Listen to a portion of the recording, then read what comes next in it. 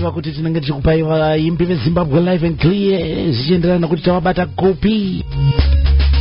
Regai ndikokuchidzai kuti sondo rapfuura ndakange ndiri muMozambique kutete province ndina mukoma Francis John Paul kana kuti Franco ndizo vanhu vakachikwata chinonzi chiuniko boys vakakurira muZimbabwe asi mazana vari bhitsi zvavo muMozambique umo.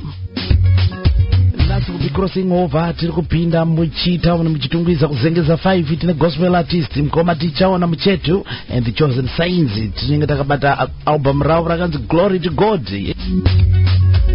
Mese musokunzwa zvakanaka ndiro kuti muzita raishe mazimba ose munozopora ari wenyasha kuitire zvakanyanyisa mufunge kunaka. Munhu watinongochemera kamune matambudziko eze anotibata panyika pano yandekepe zvayo rikatinze timu racho raMafaro Jet Promotions rakamira sei rakatrongera zvipi nhasi. Mafaro Jet Promotions on the ground. Bravo Matoro ekita mwana mberengwa. DJ Mafaro kwa mambo kadzi. DJ Sugar vaya Harare. Tinakutambira ipa chirongwa. Uchi pasina nyuchi, uchi wemberi. Uchi watina omora zvese nemundu. Makadiva vatereri. Zita andi Brave Matovo ekita. Makaterera vachirongwa uchi pasina nyuchi. Oni o number 1 radio station Zimnet Radio. Roba. Vanoda kufara inesu shika. Vanoda kufara inesu nifare. Vanoda kufara inesu kwana. Vanoda kufara inesu nitambe. Vanoda kufara inesu shika. Vanoda kufara inesu nifare. Vanoda kufara inesu kwana. Vanoda kufara inesu nitambe. Vanoda kufara inesu shika.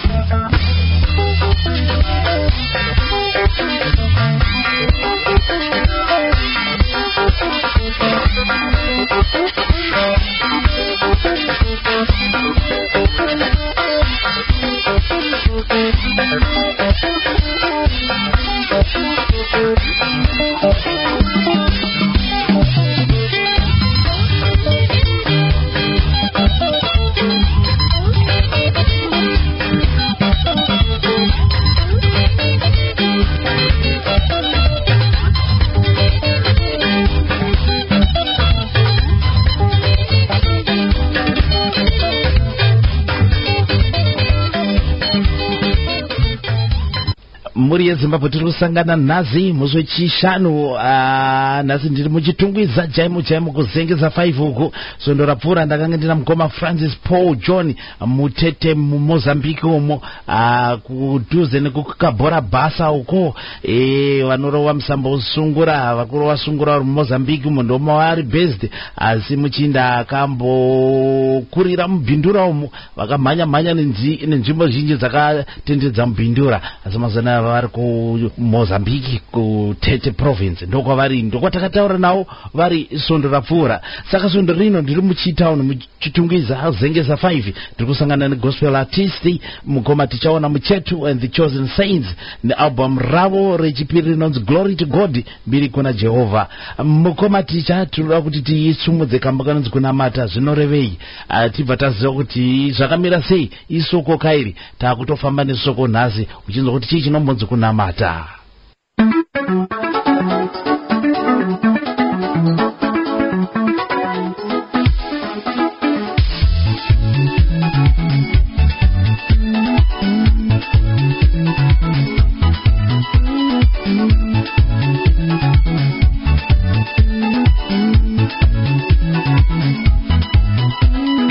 Kunamata zvinoreveiko vana baba, zvinoreveiko vana mai, kunamata zvinoreveiko vana baba, zvinoreveiko vana mai, kunamata zvinoreveiko vakomana, zvinoreveiko vasikana, kunamata zvinoreveiko vakomana, zvinoreveiko vasikana.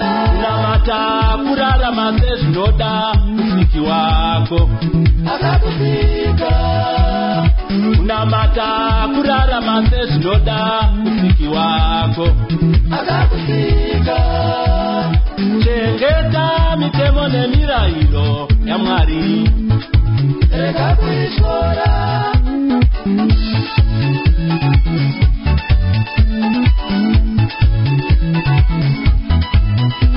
tinonamatira kuti kana tafa mweya yedu ikoane upenyu sinaperi tinonamatira kuti kana tafa mweya yedu ikoane upenyu sinaperi Jehova akakusika iwe nemufananidzo wake kuti umude umunamate Jehova akakusika iwe nemufananidzo wake yes kuti umude umunamate kuti umude umunamate kuti umude umunamate kuti umude umunamate kuti umude umunamate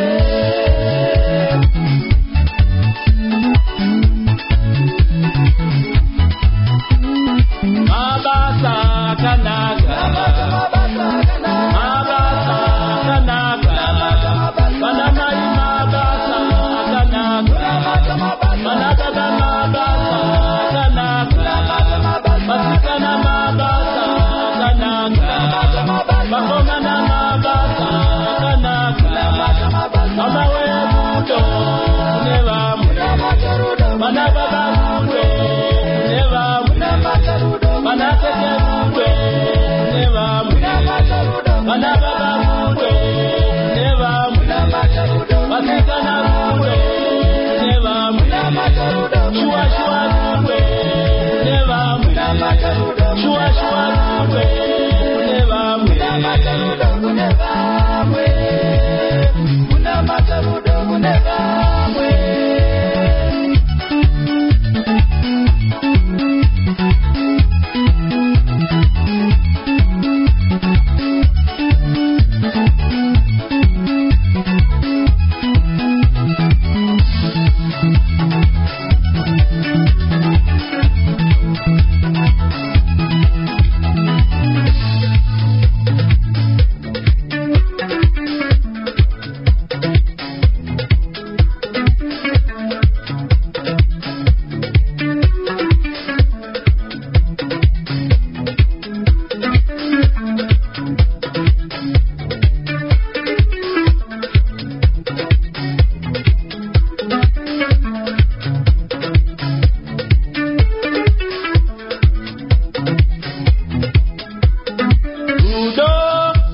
akanaka ndiko kunamata rudo kune vamwe rudo nemabasa akanaka ndiko kunamata rudo kune vamwe kunamata kubatsira nherera neshirikadzi kana vose vanotambura vabatsire kunamata kufambira vanorwara uchivanyengeterera kuti vaponeswe nezara chetu munhu netsika dzako ngazvipupurirwe nevanokuona kuti unonamata Mwari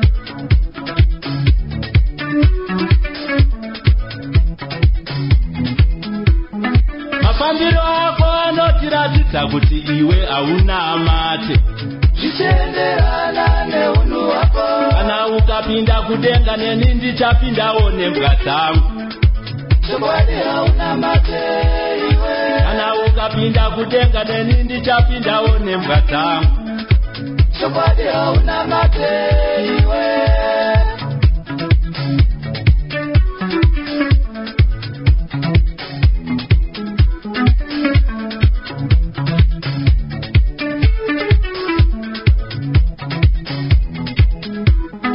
kunamata Mwari ngakutangire mumba menyu shuwa ngakutangire mumba menyu kunamata Mwari ngakutangire mumba menyu shuwa ngakutangire amawena naine rudo rukuru runobva kuna Mwari umwene ngade amawena naine rudo rukuru runobva kuna Mwari.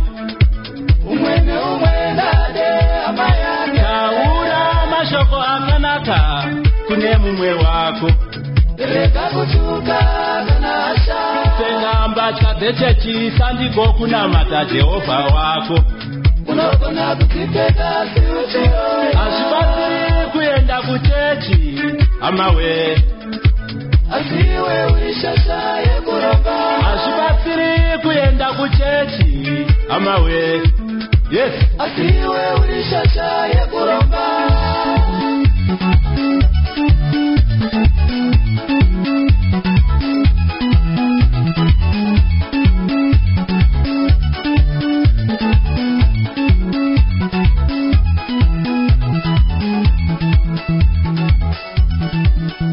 Waibata kanyaya yacho chinonzi kunamata zvinoreveiko?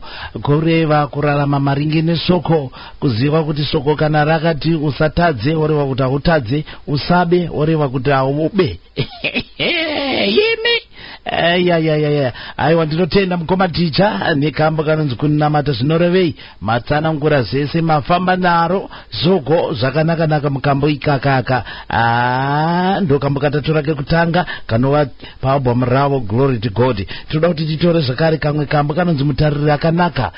Zvakamira sei? Nekuti kana uri munhu anochengeta munda unoda kuziva kuti munda usikujiwa nemapfeni, munda zvirimwa zvinoda kusakurirwa, munda kana muchida kufiritwa murifiritwa kuti zvirimwa zvacho zvikure zvakanaka. Saka rekatinzwe nyaya yemutariri akanaka kuti mutariri uyu nyaya yacho ndei ipapapa. Ndiani ari kutarirwa ipapapa?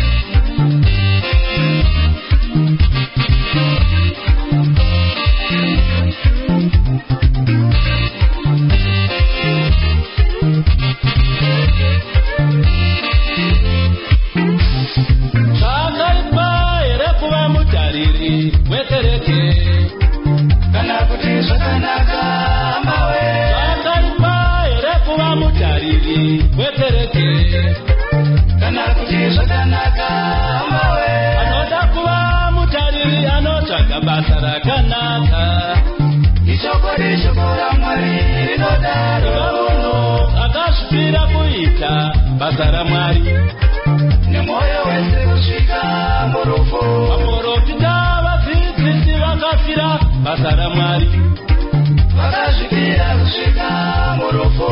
Angai maongorora makwalifisi emunhu hamawe.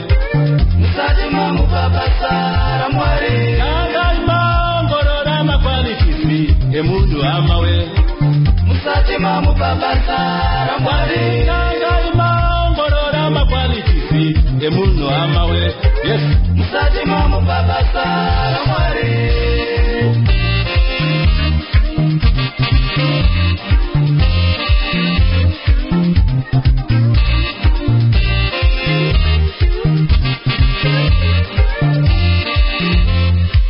Mutariri anotsvaka basa rakanaka.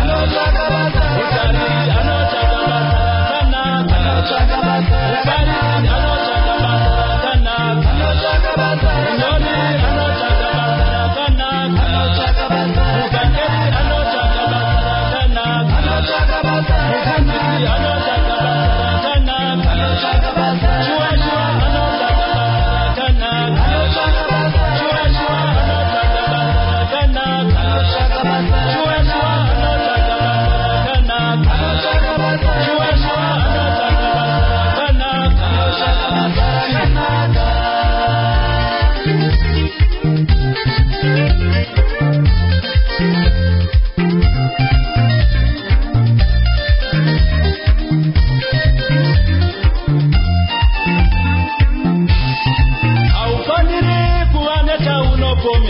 Pamberi pavanhu kana pamberi paMwari wako.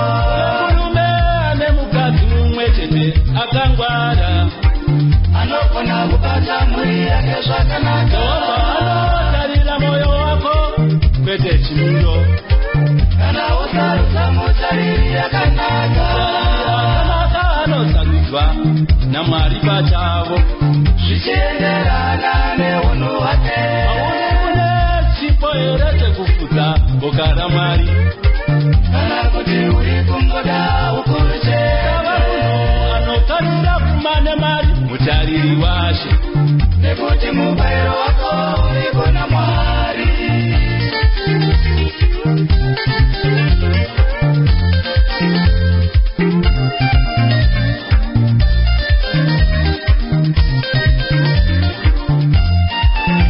mutariri anotsvaga basa rakanaka mutariri anotsvaga basa rakanaka munyori anotsvaga basa rakanaka mufariri anotsvaga basa rakanaka mufambiri anotsvaga basa rakanaka mufundisi vanotsvaga basa rakanaka vafaunda vanotsvaga basa rakanaka chiwashiwa vanotsvaga basa rakanaka chiwashiwa vanotsvaga basa rakanaka chiwashiwa vanotsvaga basa rakanaka.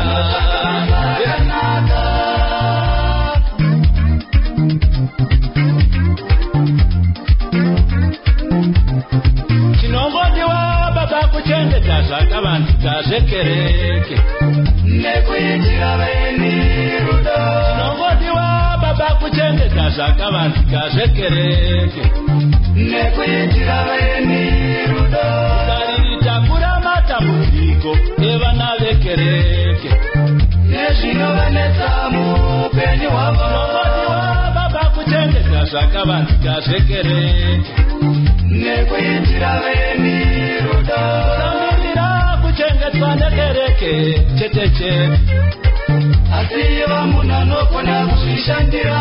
murume asingaiti upombe kana kuchiva vakadzi asi kutsikana newako. chechi ngairege kutongwa nedhora pawa hamawe asi ngaitongwe vana vakachechi ngairege kutongwa nedhora pawa hamawe asi ngaitongwe vana vakachechi ngairege kutongwa nedhora pawa hamawe. Yes. asi ngaitongwe nekururama.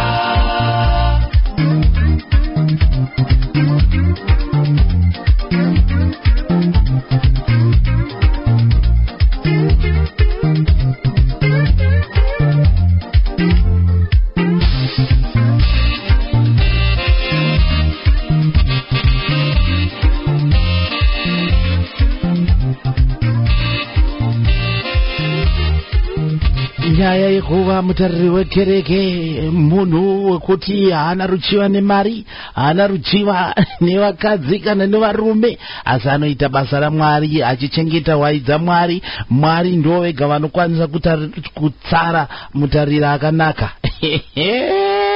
Ayayayaya, ndanyarara zvangu ini. Ndina mukoma Tichaona Muchetu and the Chosen Saints. Glory to God ndo album ratakabata rine dzimbo 8.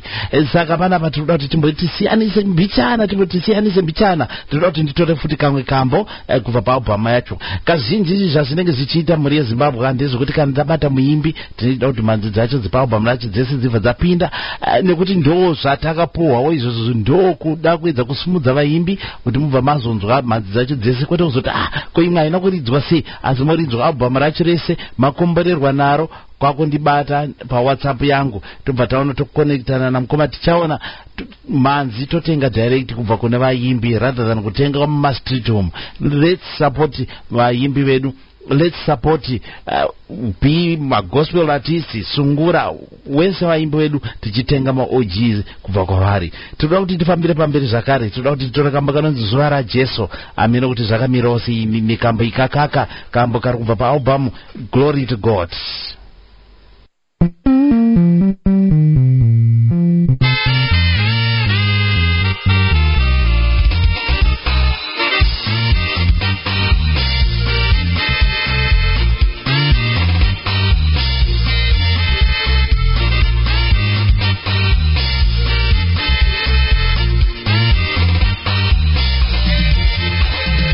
Mazuva sasinomuka iri besanwa amawe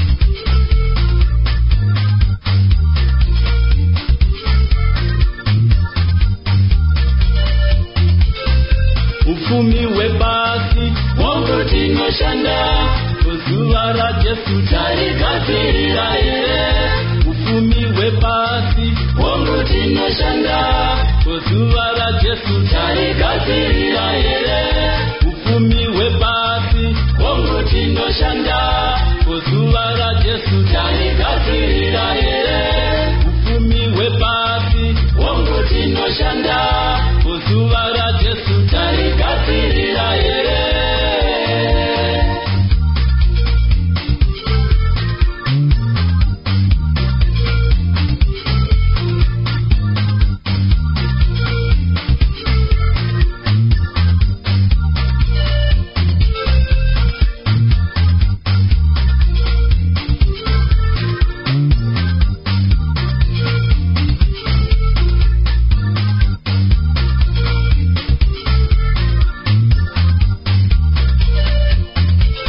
ruzhinji tiri kuvaka dzimba dzakanaka dzimwe pamusorosoro pemakomo gutariya rashongedzwa nemahotera vamwe kuchera goritengoda pasi rose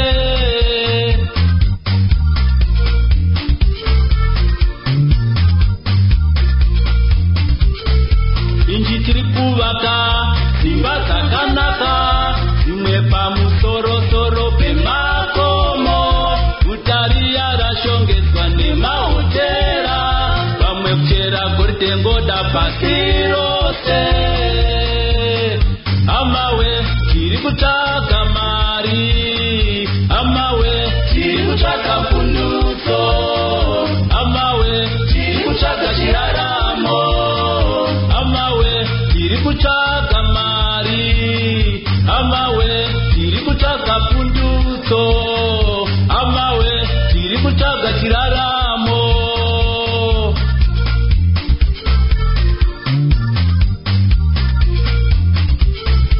ufumi hwebasi wangu tinoshanda kuzuva rajesu tarigadzirira here ufumi hwebasi wangu tinoshanda kuzuva rajesu tarigadzirira here ufumi hwebasi wangu tinoshanda kuzuva rajesu tarigadzirira here ufumi hwebasi wangu tinoshanda kuzuva rajesu tarigadzirira here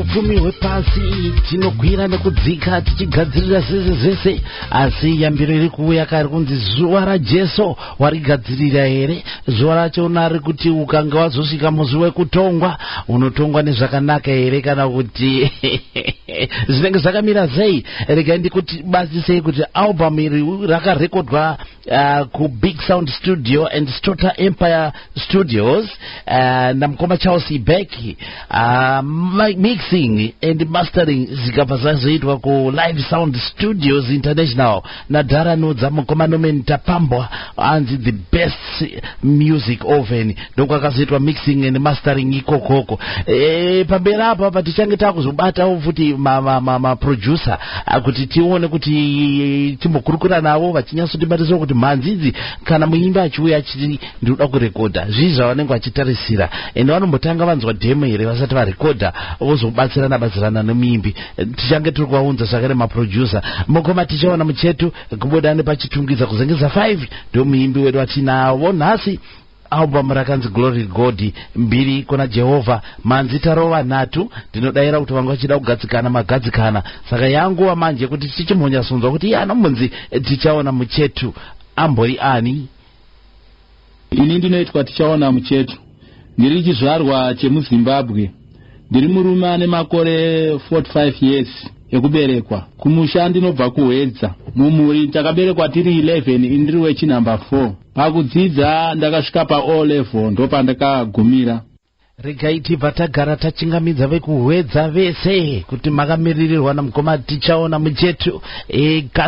Gaga pano futi mumwe muimbi wandakambokurukura naye handichayeuka zita anobuda nepahwedza futi apa. Hwedza sose zvakanaka zvakadarire ikoko. Aiwa tinositenda ndokwakaberekerwa muimbi wedu atinaye mukati mezuva ranhasi pachirongwa huchi pasina nyuchi. Neniwe mushamarari Mafaro ndakabata zvangu mushina ndiri south east of England. Ikaka Desert Studios. Mungade kutiudza here kuti chikwata chakamira sei? Chikwata chedu chinonzi Choose and Sense. Chine vaimbiwo vanokwana kuita 8. Wekutanga wacho ndini Tichaona Muchetu. Wechipiri anonzi Woti Stepa. Wechitatu anonzi Alice Chiteme. Wechina anonzi Philip Chipfumbu. Wechishanu anonzi Tawanda Chiyangwa. Wechi6 wacho ndadzimai vangu anonzi Stabile Chakatani. Wechi7 ndiCharles Ibeck. Wechi8 anonzi Anton. Zvine munakiro wazvo kushanda pamwe chete nadzimai muchiendawo kumashozi pamwe chete. Zvine munakiro wazvo. Rambai makadaro mumfunge zenyu musasombosuregedza. Aiwa tinozitenda chikuru mazinzo kakuti chikwata chakamira sei chikwata cheThe Chosen Saints. Kanjani panyaya yekuimba apa zvakatanga rini?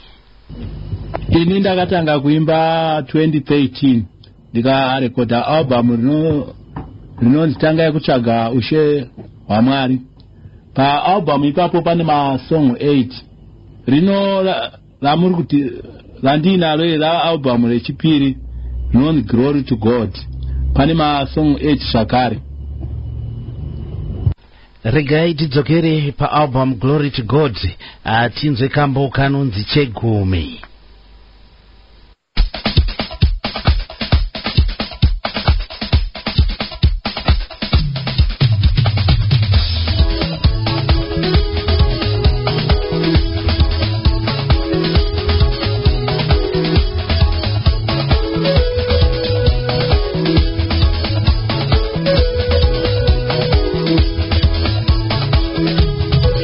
Matenzi uya inezvekumi zvenyu muimba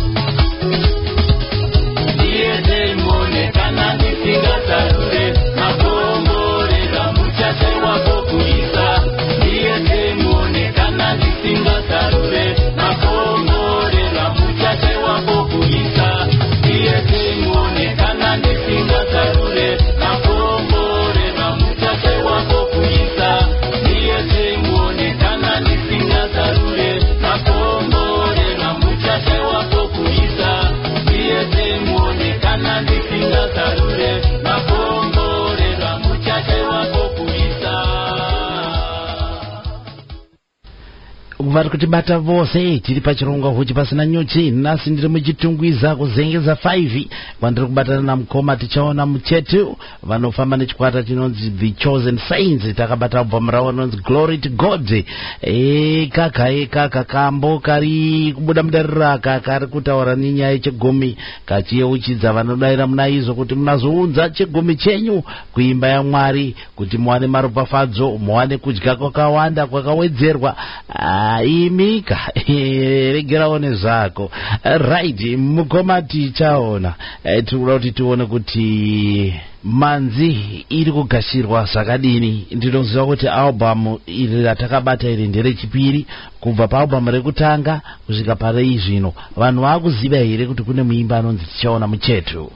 Music yedu isusu iri kutambirwa zvakanyanya, vanhu vari kuifarira kunyanya album iriro rechipiri. Vanhu vari kunyanya kuritambira zvakanyanya.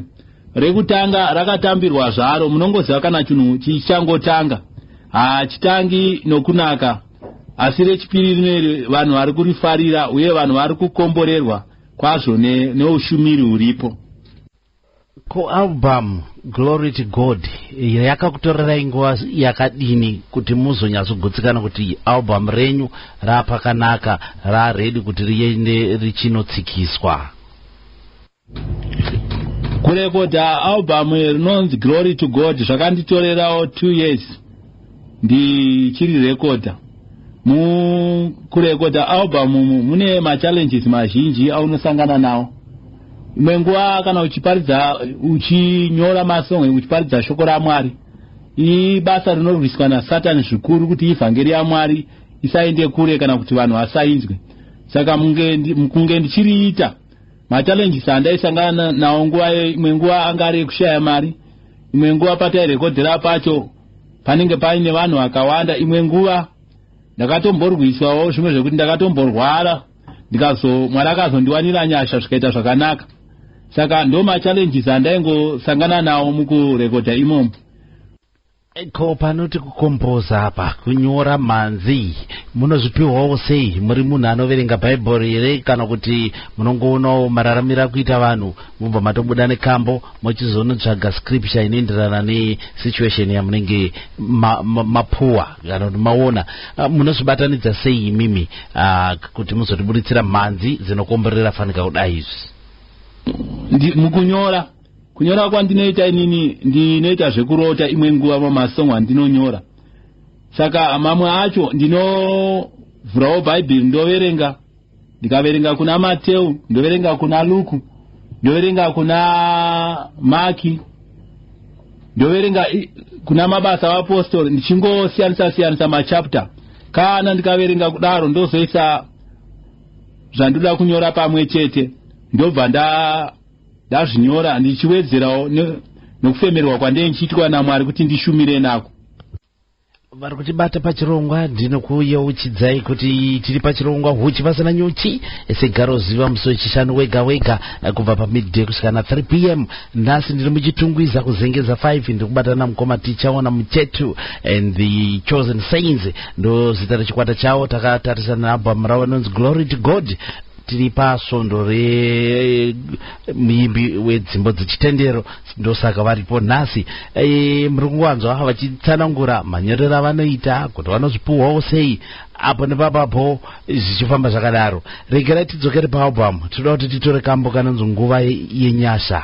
Nguva yenyasha inyasha dzega tinogara tiri munyasha, but zvimwe zvacho zvakuda kuti unozonyatsoziva kuti iyi yanguva yenyasha, inguva yekurumbidza. Vakomana ndiri kunakirwa zangu ndikukomborerwa. Rega tikanzwi kambo nguva yenyasha.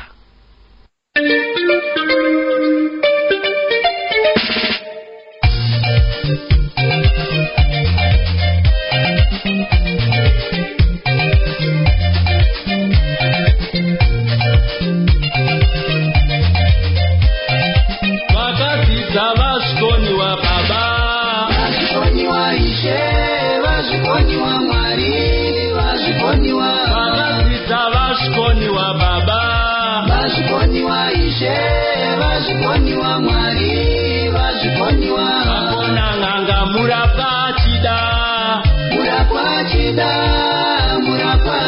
zvachikandisa makumo Akona nganga murapachida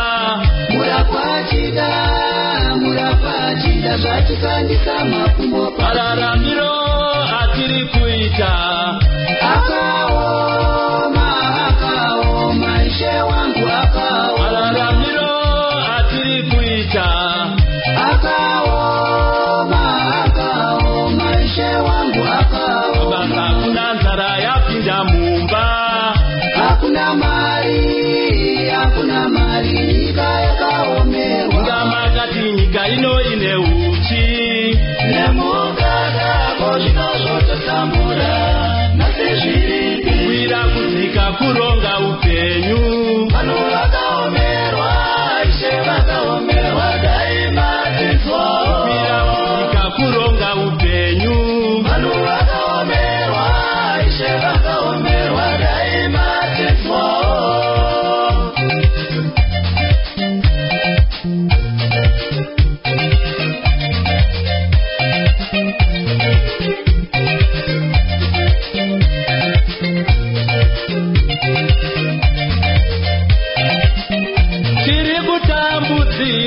tiri kushungurudzika mararamiro aoma daima pindira ishewa tiri kutambudzika tiri kushungurudzika mararamiro aoma daima pindira ishewa tiri kutambudzika tiri kushungurudzika mararamiro aoma daima pindira ishewa tiri kutambudzika tiri kushungurudzika mararamiro aoma daima pindira ishewa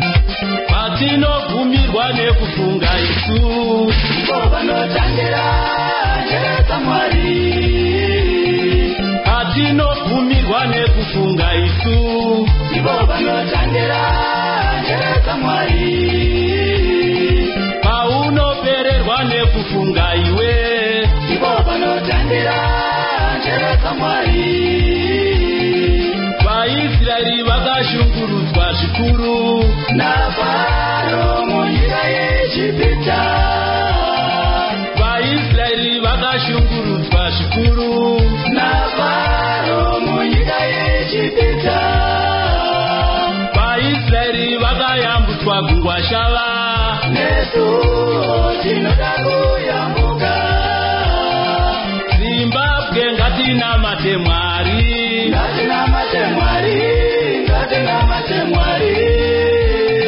kuchema kwedu minamato mikuru kumatenga mwari vachatinzwa kereke ngatinamate mwari ngatinamate mwari ngatinamate mwari ngatinamate ngatinamate mwari ngatinamate mwari ngatinamate mwari ngatinamate ngatinamate mwari ngatinamate mwari ngatinamate mwari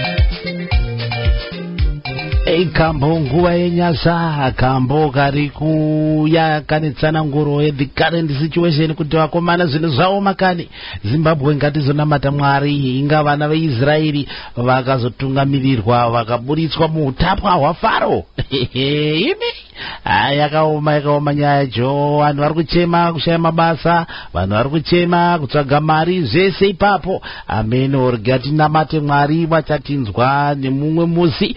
Zvinhu zvinoita zvakanaka, toramba takatarisa pavari. Pamuchinjiko pano upenyu, kaka ndoba takanzi titarire. Tirwai zvakanaka mufunge vatereri. Kambo karubva paalbum Glory to God, mukoma Tichaona Muchetu and the Chosen Saints. Rega chimbotasa panyaya yemashows. Muri kuwana umukana here kuti mutenderere muchiona kuti zvakamira sei, vanhu vachinyatsonzwa kuti yes, tinawo mukoma Tichaona panapa, pane kuramba vachingokunzwai pama-radio stations muchiridzwa, asi vakukuonai live muchirova manzi. Panyaya yemashows, takatotanga tiri kuita. Muna hama dzakawanda dzinotifonerawo dzichidawo, vamwe vanenge vari vemichato, vamwewo kumagala, vamwewo kumashows anenge achingoita akasiyana-siyana zvichienderana nekuti chii chinechi chiitwa panguva iyoyo. Vamwewo kumachechi vanotidanidza tichiita mashows, vachiratidza kufara nekukomborerwa namashoko nekuimba kwatinenge tichiita. Ndizvo zvakanaka chaizvo, nekuti vazhinji ndoko vakutowana kudzosa mari dzavanenge vamboburitsa dzidzi vachienda kunorekoda kumastudios, pavanobhadhara mastudio fees, kwaya mainstruments, vanenge vakuti vakaendawo kumashows kuvanodzokawo homwe iri pari nani. Irambai muchidaro, zvinenge zvichioma zvazvo, asi ndo mukano wacho kutoti mutozvimhanyisa zvifambe, mhuri dziwane chekuti dzvi. Gerai titarise panyaya yeningirikini yekuti vari kuda mhanzi dzenyu manje. Vanokwanisa kudziwana kupi? Mune kambani iri kukumaketira here, kana kuti muri kungomhanyisa mega mhanzi dzenyu muchienda kunotengesa wherever kwamunenge muri, kana kuti pamuri munenge makatotakurana nebhegi rema-CDs? About marketing, music yedu iri kumaketwa neDiamond. Mimwe yacho music tiri kutengesawo tega kwatinenge tichiita mashows, matei tirova mashows tinenge tichitengesawo ma-CD yedu nemimwewo matei tichifamba mose patinenge tichingoimba tinenge tichitengesawo ma-CD yedu. Vamwe vanototifonera vachidawo kutenga ma-CD yedu tichivatengesera, zvichingofamba zvakadaro. Dzokororo ine zimba kune vari kutibata, huchi pasina nyuchi, mushamarari Mafaro, Zimnet Radio ine flavor ine danger, kukunzira vaimbi veZimbabwe live and clear. Nhasi tiri muchitaona muchitungisa kuzengeza 5 kwandina mukoma Tichaona Muchetu. Takabata nealbum ravo rinonzi Glory to God, no album rechipiri. Zvakanaka zvakadaro, izvi ndo zvazviri kutoda. Anza punyaira hasha yemusodzi, mukatenderera handifunga kuti mungashayiwo kudzoka kumba makabata kana katena. Kaka motombotenga chingwa madomasi, kana nyama inotombokwana kuti ipapopo, zvichifamba zvakadaro. Saka iwa rambai makadaro, ndokutoti zvitoita, nekuti ukatadza kushingirira basa rako hapana anombokusaka, utomira wega. Rega titarise panyaya yenhingirikiniri, kana kuti rega nditida izvi. Pane mumwe muimbi wandakambotaura naye akati nyaya yema-airplays kunhephenyero dzeZimbabwe dzimwe dzacho unotoda kutozikana nemunhu ari kuridza wachona kuti munozivana nekona ipi. Dzimwe dzenguva unongona kuendesa manzi yako inongotambirwa yongeswa uko. Saka meno zvakamirawo sei, mungadewo kuitawo shed light here kuti manzi dzenyu dzikurohwa here kunhephenyero reZimbabwe, kuti vanhu vazive kuti kune muchinda anorohwa manzi dzechitendero dzegospel akafanana nemi. Kuma radio station mimanzi yedu iri kuridzwa zvakanyanya. KuRadio Zimbabwe, kuNational, kuSports neStar FM. Tofunga pamati national apa mamuri kuda kuti National FM. Kaka kondizozoka, mazwi anombotsedza. Slip of the tongue. Right, rega timbotarisa album Glory to God.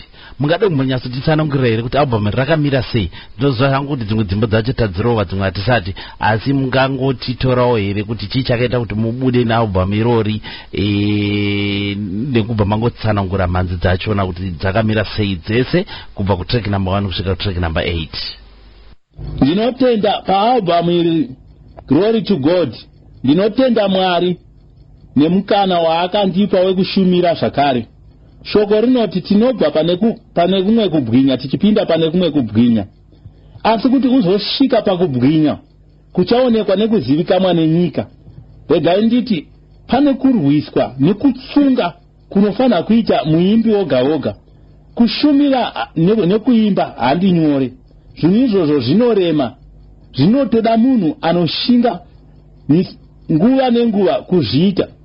Kuimba asingori basa rakangofanana nekapisi wekiba, asi ibasa rinotoda kuti munhu azvipire mukuimba, nekuti uchafesa matambudziko mazhinji anoda kuti iwewe utsunge pakuriita. Zvakangofanana nemuparidzi kana achitumwa kunoparidzira munyika. Imwe nguva kwaanoenda anogona kusangana nemapere, imwe nguva paanoshumira anogona kusangana nematambudziko mazhinji kunyange mukufamba. Saka inini ndinongoti mukana iwo wandakapiwa naMwari, ndinotenda Mwari nekuti vakandishingisa, uye sezvanambotaura zvanga zvakaoma kuti album ribude, zvanga zvakaoma kuti kurekodha kwacho. Imwe nguva machallenges mazhinji kubatanidza vaimbi vanenge vachiimba navo nevanezenge vachikuridzira. Imwe nguva zvinotora time kuti vanhu vagone kuvabatanidza. Imwe nguva uchida umwe munhu unogona kutomushaya, asi nekuda kwenyasha dzaMwari, nyasha dzaingofamba tikabudirira pakuzviita. Ndinotenda Mwari nemukana iwoyo. Paalbum redu rino Glory to God pane song yekutanga inonzi rufu rwemutadzi. Muprofita Ezekiel 33 verse 15 Jehovha anoti handifariri rufu rwemutadzi, asi ndinoda kuti mutadzi atendeuke abve kune zvakaipa kuti agowana zororo. Zvino ini pandakanyora song iyi ndaishumira ndichitaura kwauri nekwandiri hama mudikano kuti Mwari vatipa umwe mukana zvakare wekuti tisiye zvakaipa tidzoke kwavari, nekuti ivo vanoti handifariri rufu rwemutadzi, asi kuti vanofarira rufu rwomutsvene. Saka ndakanyora kuti iwewe uzvizive paupenyu hwako nekuzvibvunza kuti wakamira papi.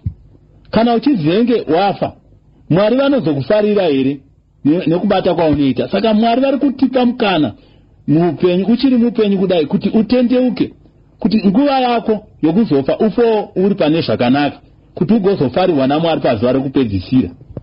Second song yokuti kunamata zvinorevei ndakanyora ndichiburitsira kwauri nenhama mudikano kuti kunamata sandi kupfeka uniform yekuchechi, kunamata sandi kuenda kuchechi, kunamata kurarama sezvinoda musiki wako uchiteedzera mitemo nemirayiro yake, kunamata kuva munhu ane rudo nevamwe, kuva munhu anobatsira vanotambudzika, kunamata kufambirawo vanorwara uchivanyengeterera, kunamata kubatsira kunyangwe next door yako inenge isinawo kana chekudya, kunamata tinonamatira kuti kana tichinge tafa mweya yedu igowana zororo.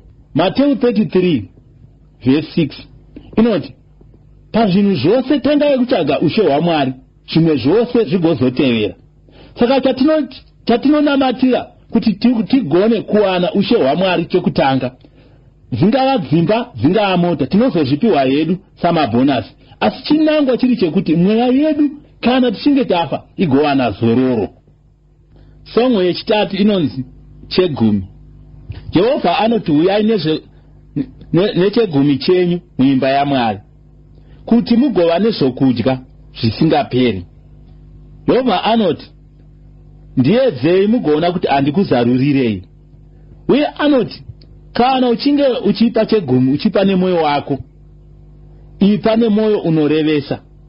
Kana ukapa chegumi kuna Jehovha, zvose zvaunobata nemaoko ako hazvingadyiwi nezvipfukuto kana nemweya weudyi. Kana uchipa chegumi kuna Jehovha, Jehovha achakuzarura mawindo okudenga, pfuma yako, upenyu, pane zvose zvaunoita, Jehovha achakuropafadza. Ipapo Jehovha anoti kuna Maraki, munondibira nekuti hamundipi zvegumi, hamuine zvegumi kuimba yaMwari. Chegumi imari yaunowana kubva pane yaunosevenza. Kana uchitambira $100 unofanira kubvisa 10% wopa chegumi kuna Jehovha. Ndo chegumi chinodiwa naJehovha, chinonzi ndiedzei mugoona kuti handingakuzarurirei. Song number 4 inonzi chengetedza cheziya.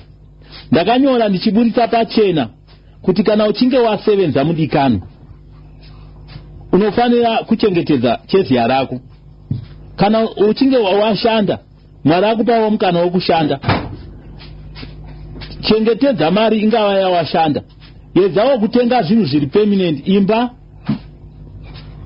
kana mota kana mombe kana chii. Usapachura uchidya mari nemhutwa uchikanganwa kuziva kuti nguva yokusenza ichapera uye nguva yezvakanaka inopfuura.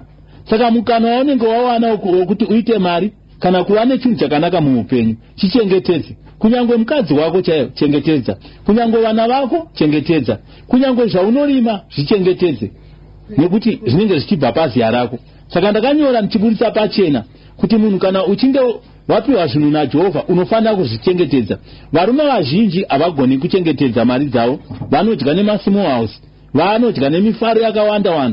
Vanokanganwa kuziva kuti zvinhu izvi vakazvipiwa naJehovha uye zvinopfuura. Song number 5 inonzi nguva yenyasha.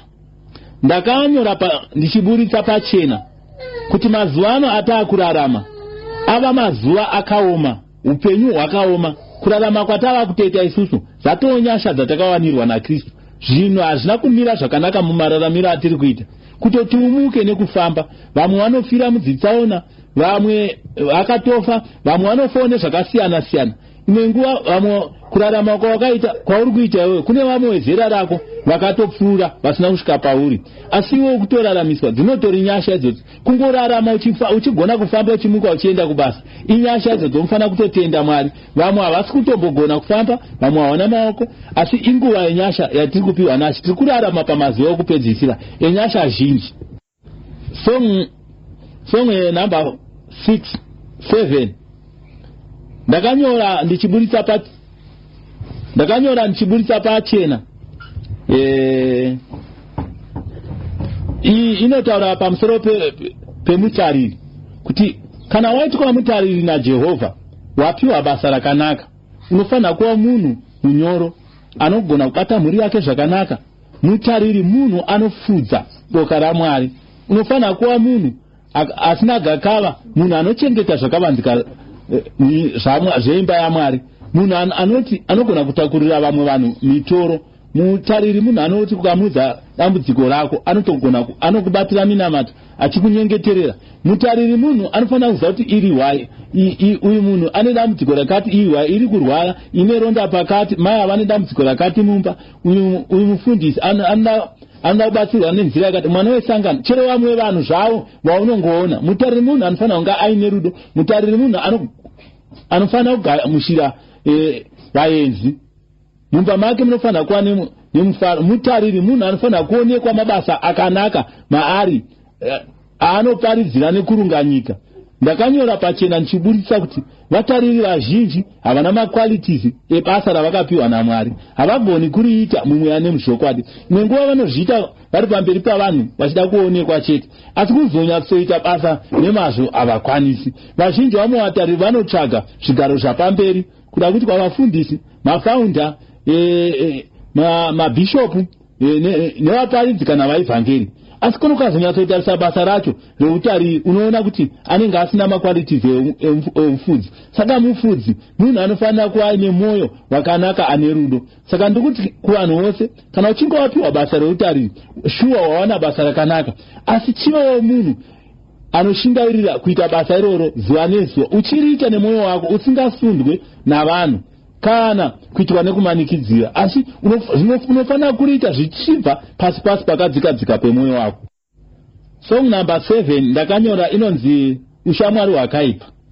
Ndaiburitsa pachena kuti kana munhu uchisarudza shamwari, sarudza shamwari inomira newe munhamu namatambudziko. Kune dzimwe shamwari dzinokuda uri panguva yekugarika, asi kana wava panguva yekutambudzika dzinokusiya. Shamwari zhinji dzinomhanya kana uchinge uine mari. Ndo zvinhu zvandakanyanya kunyora kuti kana uchisarudza shamwari, sarudza shamwari yakanaka. Uye shamwari, sarudza shamwari kana uri murume isingazopimbe mukadzi wako. Sarudza shamwari kana uri mukadzi isingazokutorere murume wako. Saka paushamwari handi vanhu vose vari in good box, vanofanira kunge vari good in box. inbox neo avasi wose hadzisi dzose shamwari dzinovaka. Saka iwewe sarudza shamwari yakanaka yerwendo rweupenyu, shamwari yekuti inomira newe pane chipi nechipi chaunoita, uye shamwari yako inofanira kukunzwisisa zvauri newewo uchinzwisisawo zvauri. Ndakaburitsa pachena kuti shamwari yakanaka isingazosiye munhu munhamu namatambudziko ndiJesu Kristu, uyo anomira newe panyika nekuna Mwari, pazvakaoma, panguva yekufamba murima anokuvhenekera. Ndiye anonzi mutungamiri wakanaka, ndiye shamwari yakanaka. Ndo nyaya yandaedza kuburitsa pachena kwamuri hama dzose dzakateerera song yekupedzisira inonzi nguva yenyasha, kozuva raJesu. Ndinoona kuti ndakanyora ndichiburitsa pachena kuti vanhu vanomuka vachimhanya, vamwe nemakombi, vachitsvaga zvokurarama, vachiita zvakasiyana siyana, vamwe vachivaka dzimba dzinoshamisa, vamwe maguta, vamwe mahotera. Ndakanyora ndichionesa kuti vanhu vanozvitsvaga izvozvo, asi havazotsvagi kuti alright zvose zvichinge ndazviwana Kristu ari mandire. Ko kana Kristu akuzouya zuva rekupedzisira mucheki mukuru achiuya, iwe unowanikwa uri papi pazuva rinouya Jesu? Ndaedza kuburitsa pachena kuti ko zuva raJesu rakamira sei, unoriona sei mukati meupenyu hwako. Hongu zvimwe zvese tingamuke tikazvitsvaka, asi unoziva here kuti kune one day rekupedzisira rekuti Kristu achauya sempavha? Uchawanikwa wakamira papi uye uchiitei? Apa maruva rinonzi LP chaiche long play. Arigani vandati mombotsvaga chekuti mwire tibva tabata kamwe kedzimbo dziri paalbum. Toda kuti titore kambo shamwari wakaipa mumboti femei mbichana nekuti apa handakuisai pakona chaipo.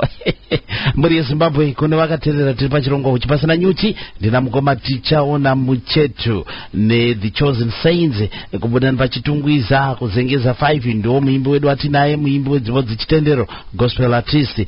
Album ravo rinonzi Glory to God, mbiri kuna Jehovah. Regai tinzwe kambo ushamwari wakaipa.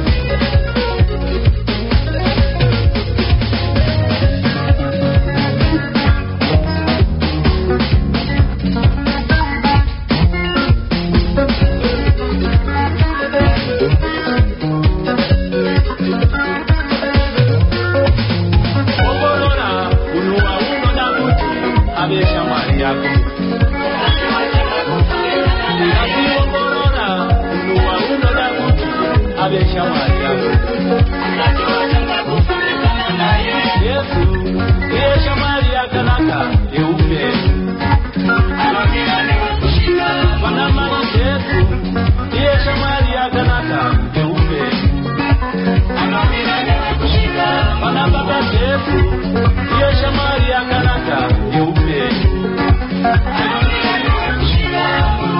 atidi kutamba neshamwari inoita nechibaba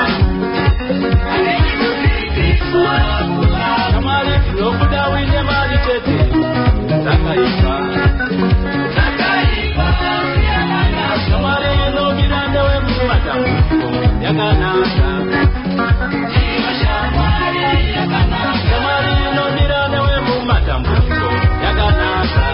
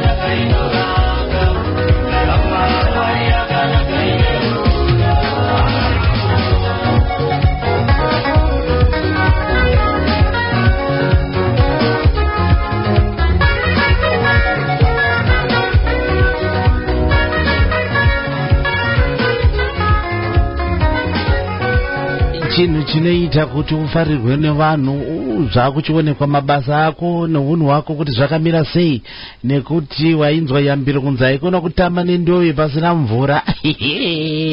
Unogona kuita bhururo anofambisa nyaya ziyana chaiwo kuti paanzwa nyaya usati wapedza kutomudza akutofunga vanhu kutoti dai ndatoudza ningi nanhingi nanhingi. Aiwa zvina kunaka bando. Saka zvanzi ushamwari hwakaipa ka hunoodza chakanaka. Ngatizoziva kuwadzana nawo, ngatizoziva munhu aunoti shamwari, nekuti it's not everyone else. Munhu wese waunongoti shamwari shamwari zvimwe ndezvongotaurirana, asi waunoti shamwari ndiye munhu wekuti kana une confidentiality, confidential information waune iri confidential information yako imwe yekuti hauna munhu aunoudza, ndiye aunonzi shamwari yeyo. Aunoziva kuti apa zvinhu zvangu zvakachengetedzeka. Mazviita mukoma tichaona Muchetu, muimbi wedu wesondo rino.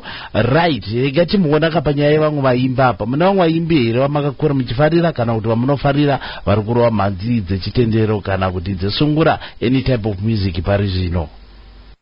Ini ndichikura vaimbi vandaifarira zvizhinji kana kuti vainyanya kubata pamwoyo pangu. Muimbi wokutanga anonzi Charles Charamba. Muimbi wechipiri ndi Leonard Dembo. Uyu murume airova mimhanzi zvinodakadza. Saka moyo wangu ndaiti ndichiteerera muziki yake yaindipinda kusvika pamwoyo chaipo. Muimbi wechitatu Mechanic Menyeruke. Muimbi uyu anoimba nziyo dzegospel dzakadzika. Muziki yake yakanaka, anoparidza evhangeri yaMwari achinyatsoimba zvakatsetseka. Uye muimbi wechina Matias Mere. Muimbi uyu anoimba achishumira Mwari zvemhando yepamusoro-soro, Mwari vachimuitira nyasha. Aiwa, zinotendwa nekuti tinotoziva kuti vaimbi pane 1 or 2 vamwe vanenge vakatokuinspire uchifarirawo vaimbi zvichifamba zvakadaro. Haungazomboitawo muimbi asina umwe wausina unofarira ba. Vazhinji vamwe vaingondibvunza kuti mukoma Mafaro sei muchibvunza vaimba kuti mune vakakuinspire here? Ndizvo zvacho zvatinenge tichida kuziva izvi, kuti you cannot be an artist from nowhere usina mbonzwa umwe munhu achiimba ukamufarira. Aiwa, zviitiba. Right, regai titarise panyaya yeningirikiniri yekusumudzwa kwemhanzi yezimbabwe kana kusumudzirwa kwevaimbi vemuzimbabwe. Ndezvipiwo imimi nekufungawo kwenyu kuti zvingade kuitwa kuti vaimbi vezimbabwe vasumukire mhanzi yezimbabwe isumuke kubva palevel yailapa kuti iende pamusoro? Ini zvandinofunga kuti zvingabatsira kusimudzira vaimbi muzimbabwe, chokutanga ndechekuti miziki yevaimbi haisi kugona kusimuka nekuda kwenyaya yepiracy. Piracy yakanyanya. CD rinoita $, kupiracy unaona achinzi $, ari 3 kana kuti 50 cents. Saka izvozvo zvinouraya basa romuimbi, hazvigoni kupromota muimbi kuti muziki yake isimuke. Uye zvimwe zvinhu zvandinofunga kuti zvinobatsira kuvaimbi vemuzimbabwe, muimbi akaona promota anomutsvagira nekumupa mashows, anosimukira one kuti azivikamwe, ave munhu anozivikamwe. Chechipiri, munhu anenge akukwanisawo kuita mashow kwose kwaanenge achienda akazvimirira kunyange asisina promota. Uye chimwe chinoita kuti muimbi akwanise kusimuka ndechekuti muimbi akakwanisa kuwana instrument yakakwana, kiti yakakwana yekurekodesa nekuimba kana yekupractice, zvinoitawo kuti muimbi agone kusimuka. Uye nekutengwa kunenge kuchiitwa ma-CD kana kuti muziki yomuimbi nokuridzwa kwayo pamwe nekuteererwa kuredhiyo, izvo zvinoitawo kuti muimbi akwanise kusimukira muZimbabwe. Tinotenda zvikuru nemasoko amuri kutibatisawo, nekuti zvimwe zvacho unenge uchida kutozinzwa kubva kunemi vaimbi direct kuti zvamunoda kuti muitirwe. Saka kana kunewo vakateererawo vangangonzwawo chido chekuda kuita mapromota kubatsira vaimbi veZimbabwe, hero basa ndibatei, ndinogona kuita link up neani muimbi wamunenge mafunga kuti mungade kubatsira. Ndakuita zvomudzvanyidzirwa panapa nekuti ndine dzimbo mbiri dzasara paalbum dzatoda kuti tirove, saka rega tione titore kamba kanonzi rufu rwemutadzi, tambonzwa muchitaura nezvazvo, saka rega tichikanzwa kambo kacho kubva paalbum Glory to God.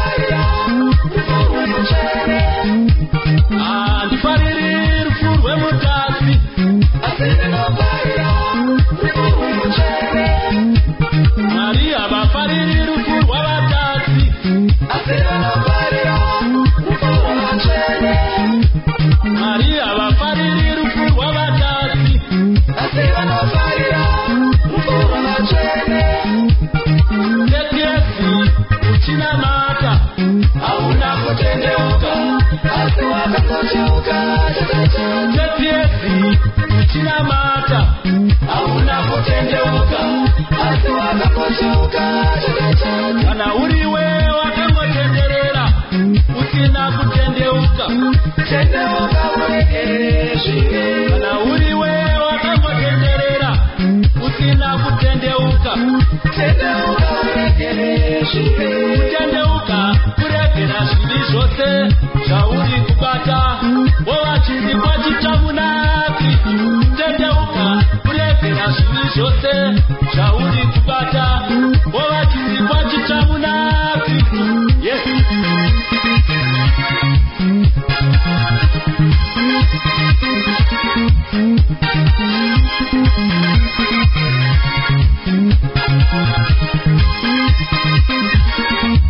Vanamai ngatizokere kuna Jehova, vasikana ngatizokere kuna Jesu, vanababa ngatizokere kuna Jehova, vamama ngatizokere kuna Jesu, vanamai ngatitendeuke kuna Jehova, vasikana ngatitendeuke kuna Jesu, vanababa ngatitendeuke kuna Jehova, vamama ngatitendeuke kuna Jesu, vanamai ngatizokere kuna Jehova, vasikana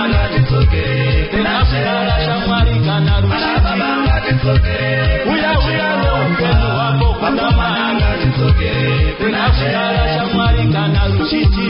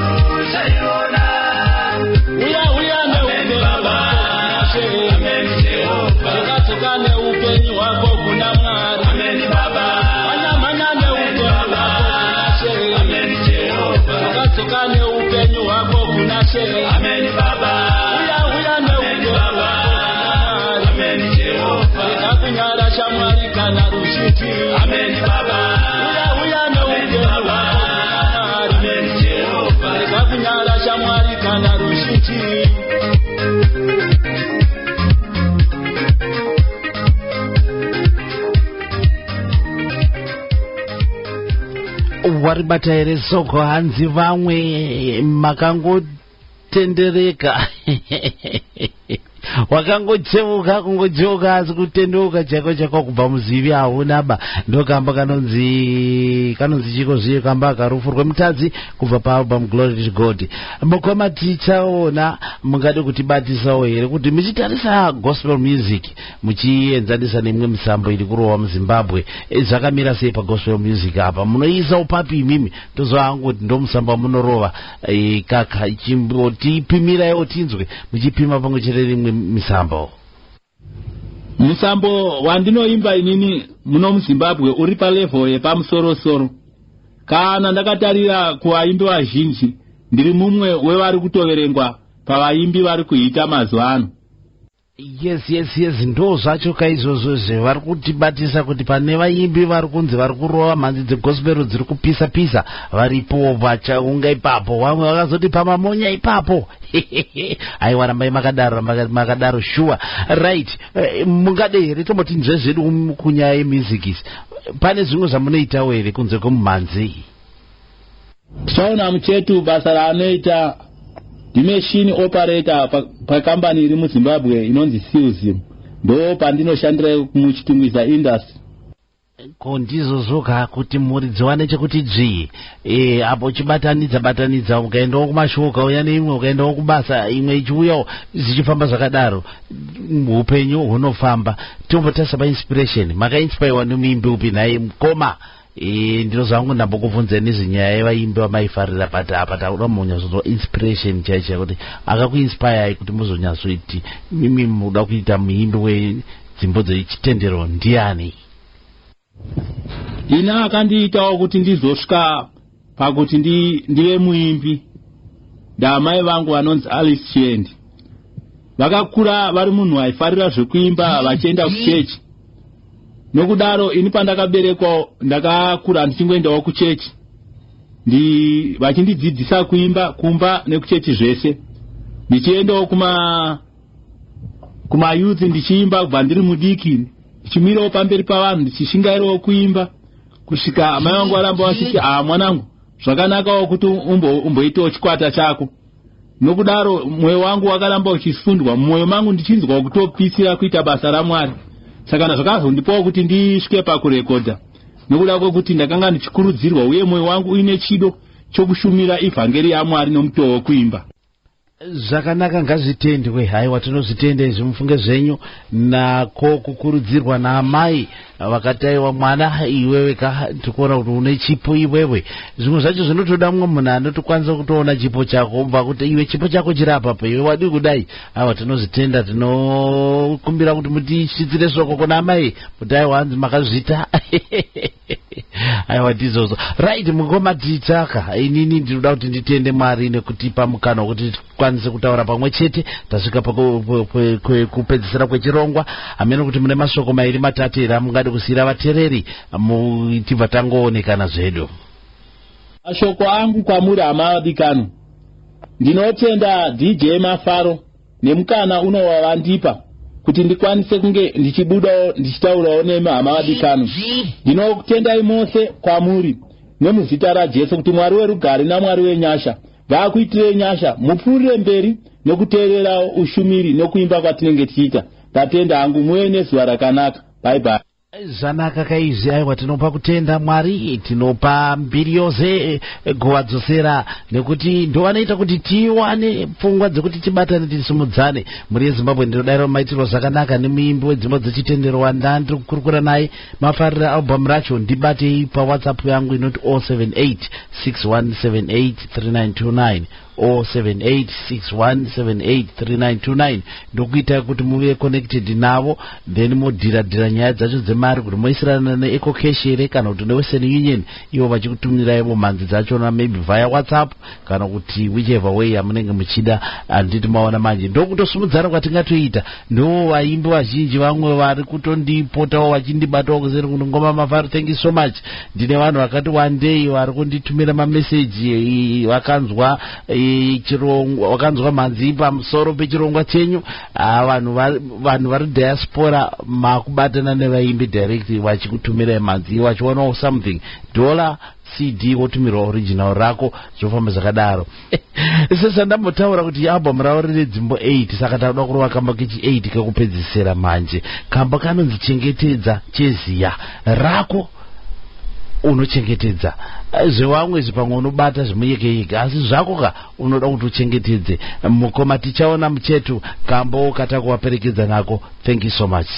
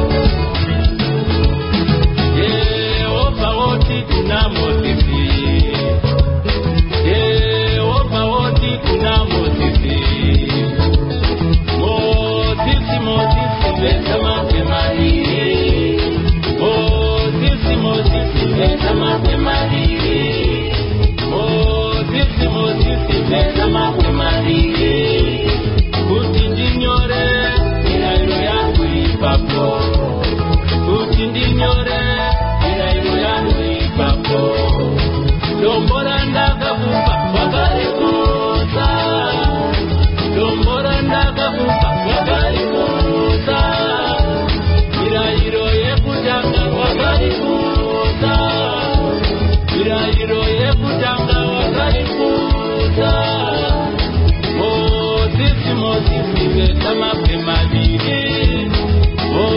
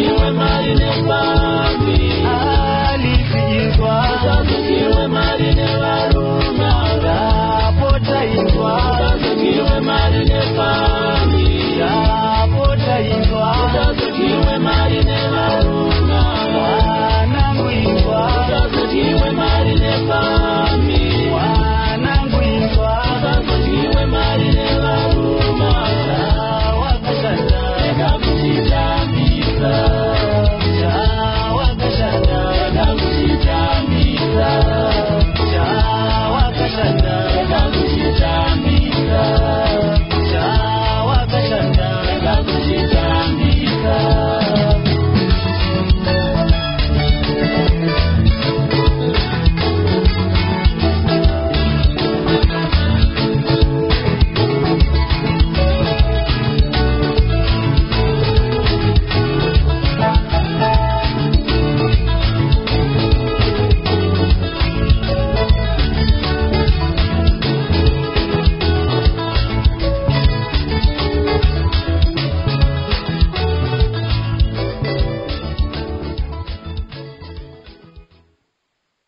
Ekambo kakanakisa chose chengetedza cheziya ndichawedzera chii handina chandichambowedzera asi soko warinzwa ufunge zvako chengetedza cheziya chawabudira dikita haikona kuzotambisa mari yacho haikona kuzotambisa chese chawawana after kushanda zvakasimba izochengetedza mukoma Tichaona Muchetu and the Chosen Saints kubuda nepachitungwiza pazengeza 5 ndaitiro zvakanaka album rinonzi Glory to Glory 8 tracks maalbum racho. Rega tichiona kuti tingapinde here musecond half yechirongwa imi huchi pasina nyuchi kesto pazvese shuga pashuga zita ndi Blessing Shumba the psalmist makateerera ku the number 1 internet radio station Zimnet Radio ivaine kuteerera kwakanaka. Makateerera to your number 1 internet radio station Zimnet Radio. Pombonukai mutapirire ndini wenyu Ami Jemanda and the Rhythms of Africa. Pombonuka zambekani fara wakateerera mumanzini ma interview zvese zviri pano Zimnet yakapengera iwewe neni wacho kuti tibatane. One love, I'm out. Welcome to Zimnet Radio, your 24/7 internet radio station. Zimnet in a flavor. Zimnet in danger. One time in a flavor. Zimnet Radio, Yakabaka. Let's do it again. Zimnet in a danger. Zimnet in a flavor. Zimnet in a danger. Zimnet in a flavor. Zimbabwe's number 1 internet radio station, broadcasting to you live 24 hours a day. This is Zimbabwe's number 1 Zimnet Radio. Tune in for your favorite bits, tunes from Zimbabwe. Zimbabwe's number 1 internet radio station, broadcasting to you live. It began in Africa. Make the whole world know about your business. Advertise with Zimnet Radio. Email marketing@zimnetradio.com.